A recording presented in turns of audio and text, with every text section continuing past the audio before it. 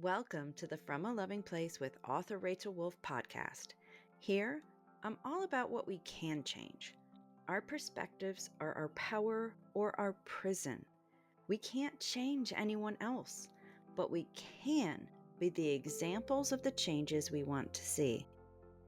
What you will get on this podcast is series and episodes that will encourage self-awareness, shifts in perspective, and actions to move us away from the energy of fear, lack, and separation and into the energy of love, abundance, and peace. I hope you enjoy the journey. The Listening with Love series is back.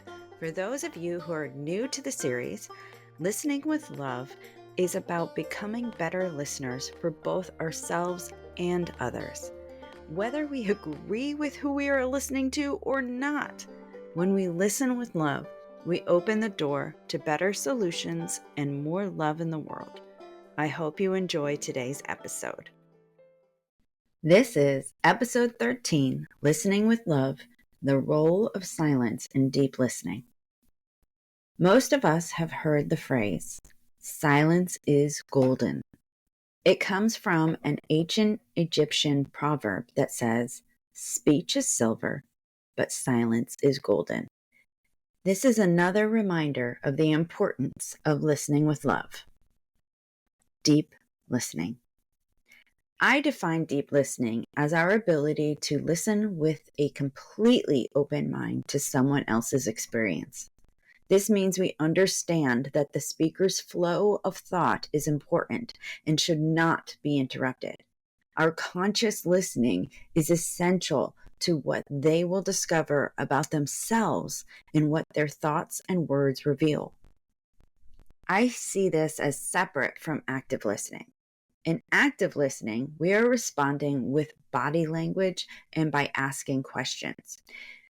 When we are engaged in deep listening, we are listening for their stream of consciousness. We are silent in every way. Some of our greatest revelations can come from someone giving us space to do this. Most people who are hoping to enter the stream of consciousness get there through writing. It's possible to get there if we have a person willing to just sit and listen, as if they were the paper being written on. Listening without reacting. I once took a transformational breathing course. We were paired off and asked to listen to the other person without any physical reactions or sounds. We did this for a time period, and then the role was reversed. The speaker didn't receive prompts on what to talk about. We couldn't mention anything the first speaker said if we were the second speaker. This was so much harder than I thought it would be. The exercise made me completely conscious of all the things I do while I'm listening to another person. Everything in me wanted to nod, make sounds of recognition, share stories, and ask questions. My task in that moment was to just listen. After the exercise, we discussed what it was like for the speaker and the listener. All the listeners, including myself, felt heard and seen. We were surprised in how much more came out than we originally planned. We were figuring ourselves out as we spoke. I think back to this exercise often when my daughter says things like, "Mom, just listen." I've cut off people trying to process their thoughts to make sure they didn't feel alone. Cutting them off in any way disrupts the stream of consciousness. So they could have figured out something for themselves, but they didn't. I took that away from them when I cut them off. That in turn disempowers them. That's the last thing I want to do. I'm still challenged by when to actively listen, deeply listen, and offer wisdom. They all have their place. There's a fine line. I know I have wisdom to offer. We all do. I also know We all have amazing inner wisdom just waiting to be revealed. Active listening has a time and place, but so does deep, uninterrupted listening. There was a time when I felt like I was doing it wrong. Now I know that's not true. Sometimes we are intuitively guided to share things. I definitely don't want to shut that down. The fine line is knowing the difference between intuitive wisdom and giving unsolicited advice.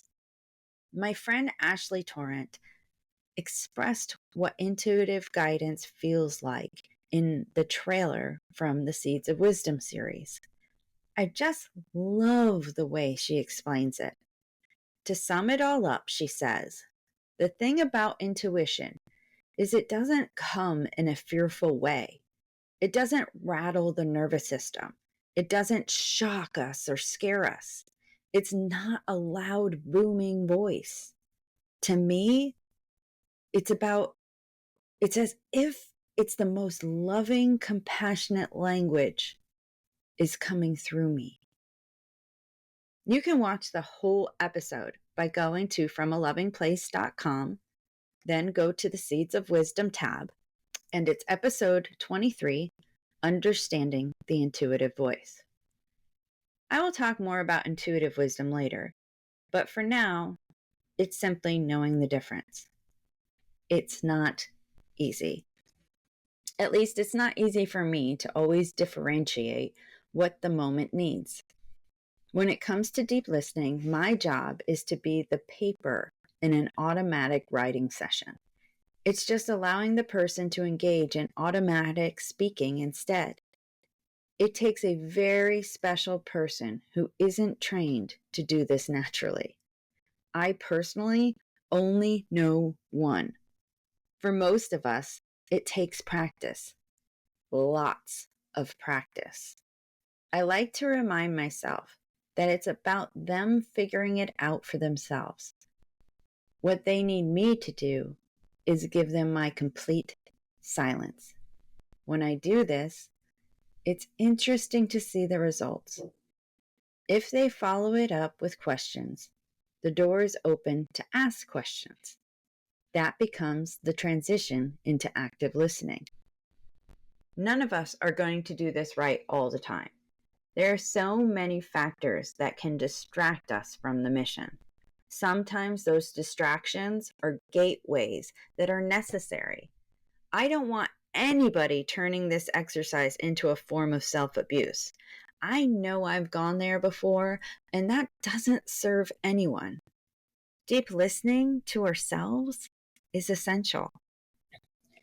If we don't have someone around us that's capable of deep listening, no judgment, there's still a way to get our needs met. Automatic writing. This is why I personally love the practice of automatic writing. I set a timer for 15 to 20 minutes and just start writing. I don't think about what I'm writing. I don't edit what I write. I just write. It's a way of getting what's going through my head on paper.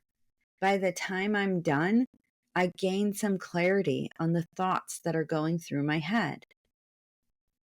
Mirror work. I learned this from the amazing Louise Hay. I didn't think of it as deep listening when I started the practice, but after over a decade, I finally saw the connection. I'm including this in deep listening to ourselves because I never knew how bad my self-talk was until I started documenting my thoughts as I looked in the mirror. I've used voice recordings and notebooks. It's about finding the method that works for you. When we have horrible self-talk, it's important to see it. We can't fix or change what we don't know is there. I learned to replace every negative thought I had about myself with something positive. This deep listening technique helped me discover what decades of therapy missed. Voice recordings. Since I love writing, I prefer that. But I know this one is my daughter's favorite tool. It helps her a lot. It's similar to automatic writing. Just let all the thoughts come out for a period of time and see what emerges. Play it back without judgment. What would you think if your best friend, or the love of your life, was saying these things to you? It's important to have empathy and compassion for ourselves when we are doing deep listening exercises. We deserve to show up for ourselves as much as the people we love deserve us to show up for them. Our ability to be there for someone else in the healthiest way possible goes hand in hand with how we show up for ourselves. If you like what you listen to, make sure to subscribe on your preferred platform. If you haven't yet, grab your copy of Letters from a Better Me in print, audiobook, or ebook. You can also pre-order your copy of Tending Your Inner Garden from Amazon today. Until next time, I wish you love, abundance, and peace.